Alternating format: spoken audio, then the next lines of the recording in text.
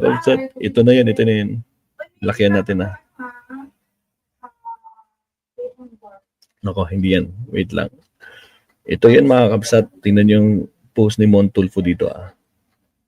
Nasaan na yan? Nasobrahan. Sorry naman. Ito na. Ito. Yan. Nababasa nyo ba yan, mga kabsat? Mga kabsat, sabi ni Montulfo dito, kahapon lang to mga kabsat ah. Sino daw itong mambabatas? Sinong mambabatas sa tingin nyo mga kabsat? Ang humingi ng 1 bilyong piso. Montulfo, sino daw yan? Diba? Biro nyo humingi ng 1 bilyon sa mga diskaya para ipagtanggol sila sa Blue Ribbon Committee. Sino bang nagtatanggol sa mga diskaya, mga kabsat? Sino ba ang gusto na maging state witness sila, mga kakabsat? At bakit nyo, maraming pwedeng sabihin ng mga diskaya, kailangan natin to, di ba? Sila ang gawin nating state witness. Sino ba? Ang balita na nakarating sa akin ay nagkasundo ang mambabatas at ang mag-asawang Curly at Sara Diskaya sa halagang, what? 120 million? Kaya naman pala. Ganun ba yun? Smooth Jazz. Sinong mambabatas yan, mga kakabsat? Furious Protector, shout out. Mismong send in na grabe ang may resibo ko yung mga kabsat, sino tinutukoy dito? 1 bilyon ang hiningi mismo nung isang mambabatas na para ipagtanggol sila sa Blue Ribbon Committee. Subalit ang nangyari, instead of 1 billion, nagkasundo sila sa 120 million. Ang tanong, sinong mambabatas kaya yan ang tinutukoy ni Ramon Tulfo? Pangalanan mo. Basahin natin yung mga comment. 500 comments. Ako, ang dami nito. Basahin natin. Marcoleta, question mark. Marcoleta, sino pa? Uy, grabe. Uy, binabasa lang natin itong mga comment nila.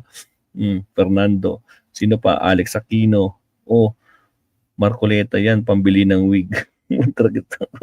Ramon Tulfo tumatawa. Marcoleta, very clear sa Blue Ribbon Committee. Nag-umpisa pa lang ang investigasyon. Nag-request na niya na ipasok sa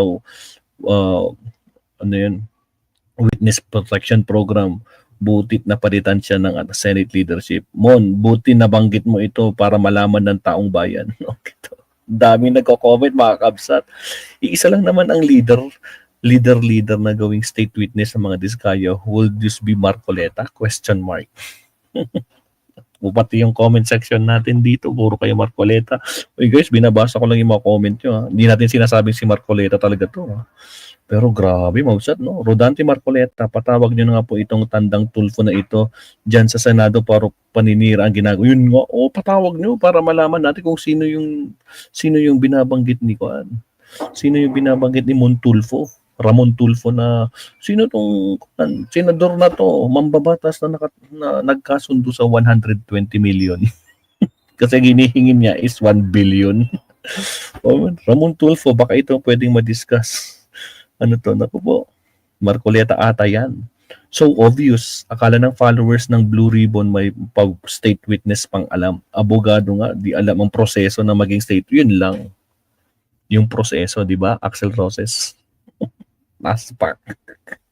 Sino pa? Kundi ang gustong mag-state witness, sila Manileta. Uy, grabe ko naman. Grabe naman si Ronald, mga kapsatop. Para ring flood control project na i-download, ayaw ko manghula pero sigurado hindi si Senator Ping Lacson. Kasi paano magiging si Ping Lacson? Wala nga siyang pork barrel. Zero. Paano? He lost the chairmanship. Blue Ribbon Committee. Deal is off. Wala na. Dapat magkaroon ng surveillance. Kaya naman pala guys, pinagpipilit-pilitan siguro ni Marcoleta Mabsat na bakit nangyari doon? Dapat gawin natin state witness ng mga diskaya. Mukhang may connection dito sa sinasabi ni Ramon Tulfo, mga kakabsat. Ramon Tulfo, sino kaya yan? Sige, mag-move forward tayo. Okay, ito. Mag-move forward tayo. ICC, Duterte, wag na yan. Hayaan muna natin. Ito, 15 hours ago, Di matitigil ang mga ghosts at overpriced construction projects sa Department of Public Works and Highways, DPWH, kung saan makukulong na opisyal at mga kasabwat nilang contractors. Dapat ikulong din ang mga auditor at iba pang opisyal ng Commission on Audit dahil kasabwat sila sa anomalya. Pero maaasahan ba natin ang Sandigan Bayan? Bakit walang nakulong na mga kongresista na kasabwat ni Janet Lim Napoles sa anomalya ng PDAF? Oo nga, siya lang yung nakulong, no? Nako po. Uy, pinost na naman niya si Marcoleta. Ano na naman to? 9 hours ago. Binatikos ni Senator Dante Marcoleta si Senate President Tito Soto mismo sa plenary session dahil sa di umano'y pabor na di siya napagbigyan. Yun lang. Kasi di ba hindi pinirmahan ni Senate President yung request ni Marcoleta na gawing state witness itong mga diskaya. Nangyari ang pambabatikos dahil sa ayaw ni Soto pirmahan ang kahilingan ni Marcoleta na mapasailalim ang mag-asawang Curly at Sara Diskaya sa Witness Protection Program. Kapag ang akusado ay nasa ilalim ng West Philippine Sea Witness Protection Program, siya ay kukunin na state witness at malilibre na ito sa kasong kriminal. Ang tanong, bakit atat si Marcoleta na maging state witness ang mga diskaya? Mga kakabsat, connect the dots. Bakit atat si Marcoleta gawing state witness mga diskaya? Bakit kaya meron pa ba siyang pasabog dito na una? Teka lang. Magbasa tayo ng comment. Ang dami. 732 putragis na comment. May something talaga dyan kay Marcoleta. To spare the Dutertes. May kandasyan.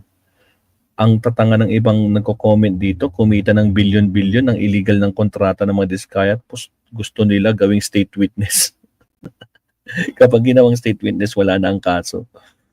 Ang tanong ay hindi bakit kundi magkano. Ayun lang. Ang tanong hindi bakit kundi magkano. Axel Roses daw magkano? 120 million nga, di ba? Ang hinihiling ng mambabatas 1 billion. Kaso hindi pumayag yung mag-asawa. Nagkasundo sila sa 120 million. Ayaw ng 1 billion eh. Gusto 120 million lang ang kaya. May prinoprotektahan itong si Marcoleta na tuta ng DDS. Ibig sabihin, magiging free na ang mga diskaya sa mga ninakaw nila at kaso. Exactly. OMG, paano naging abogado itong si Marcoleta? Grabe. Oy, nagbabasa lang tayo. The proper question is, why is Soto opposed the diskaya being state witness? Bakit binakano? Are they not the least guilty? Is he scared what they are might be something that might involve Soto? Involved that si Soto saan? Remember, Cabral had an audacity of to call Soto directly and ask him about the budget insertion. He could summarize that Cabral is close to Soto and Soto has been doing this for a long time. Really? Yung mga nagko-comment, may mga tagapagtanggol din sa Marcoleta. Nakapa. Kasi ayaw nilang malalimang investigasyon at madadawit ang Diyos nila. Nadismaya ako kay Marcoleta. Kala ko fair ang taong yan. Naku, yun lang. How much kaya? Baka sa kanya din galing yung script ng mga diskaya. Yung kanilang sinumpaang salaysay. Naku po. Tapos ikaw ang mag-script ng statement, mga sasabihin para maiwasan ng, yun nga, mahabsat, iniwasan ng 2016 to 2022, samantalang si Bryce Hernandez, pinangalanan. Yung mga senador na sangkot. Tragis Romy Marcibal, Naspakmanan, di ba? Joel Ibe, shout out, kabsat. Jill Ogam, ayan, shout out sa mga bagong pasok. So, baka hindi pa kayo nagsusubscribe, subscribe tayo, mapsat. At syempre dito sa ating kabsat na si Axel Roses, na si Simply Talkies Vlog, pakisubscribe din, mapsat.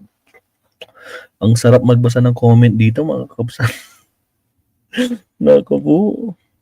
Yan, mga kabsat na. So, ayan na. So, pinost na naman ni Ramon Tulfo mga kabsat, si Marcoleta. So, ayan po yung laman, 9 hours ago. May post naman siyang bago ngayon, pero kay Magalong. President BBM should reconsider his plan to appoint Baguio City Mayor Magalong, one of the members of the independent members. Hindi siya member. It's advisor. Diba? Advisor siya. As I said in my previous post, the plan to set up the independent probe body, which I humbly claim that it was proponent. I said current government officials should not be included. Tama naman yun. Actually, nasa constitution yan. Yes, Magalong has a track record of exposing corruption, especially in public works. But one cannot be exposer of then become an investigator later. It's little of tangent. I have nothing personal against Magalong. In fact, I'm his fan. But investigator should start Batu Larasa or one of the empty minds with not already pre-convinced nation. Siyempre mga kapsat, makikita natin talagang kailangan nung panahon ni Digong siya ang talagang Caesar ng COVID-19 noon, di ba? Kaya ang tanong na lang, kaya nga sabi ni Senator Trillanes, ano sabi niya? Wait, tingnan natin. Baka ma-misquote ko siya Trillanes.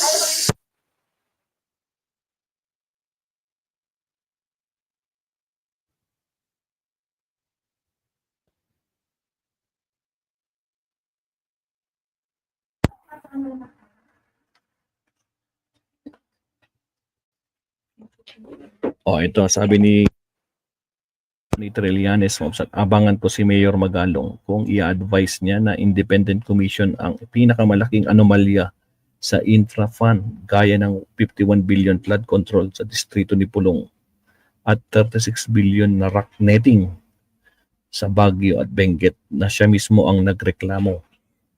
Ang daming nag-comment dito. 800 plus mga kabsat ang nag-comment with 424. Basahin natin. Dapat po kayo imbis na si Magalong. Sabi naman ni Ma'am Rufina Baeza. Let's see, cause I know Magalong is DDS. Let's see where his loyalty really is. Tama, hindi dapat ilihis. Dapat daw sa utang na loob. Actually, karapatan ng previous government na tulungan ang lahat noong panahon ng COVID. You can be grateful, but he has to know the service and lead honestly is an obligation to the Filipino people and his number one responsibility. Sana po ikaw na lang ang napili. Yung problema, di naman napili mga absat. Tamura, shout out. Ayan, may kalab shout out po. Kaya nga, pangalanan niya yan ang Marcoleta, sabi Trin. Yan. Kay Napoles, sabi ni Jose Cruz, shout out sa iyo. Gina G, naragsak nga, bigat yung amin, sir. Naragsak nga, bigat yung amin. Yan, mga kapsat, no? So, tingnan natin kung saan pupunta tong pan. Sinabi ni Ramon. Grabe, no? Solid to 1 billion, mga kapsat, no? Tinapik na rin ni Kabsat top 1, no? Kanina. Nakipagkasundo nga ba talaga? Kabsat, pero pag titignan nyo yung comment section, hindi pa obvious, halata pa, parang ganun yung mga comment nila, no? Grabe, mga Kabsat. So, anyway, tingnan natin ang susunod na kabanata. Total, wala pa naman silang according pa lang naman dito sa source ni Montulfo. Kaya, well, abangan ang susunod na kabanata. Alright? So, yun lang mga kapsat. Shoutout po sa ating 200 live viewers. Siyempre, again, inuulit ko mga kapsat, no? Sa mga di pa nagla-like dyan, like and subscribe. Talagang magtiwala nga tayo kay BBM. Sabi naman ni Tamura. Ayan. So, ayan mga kapsat. So, okay na tayo. So, last subtopic tayo. Last. Here we go. Countdown muna tayo. Alright. Wala.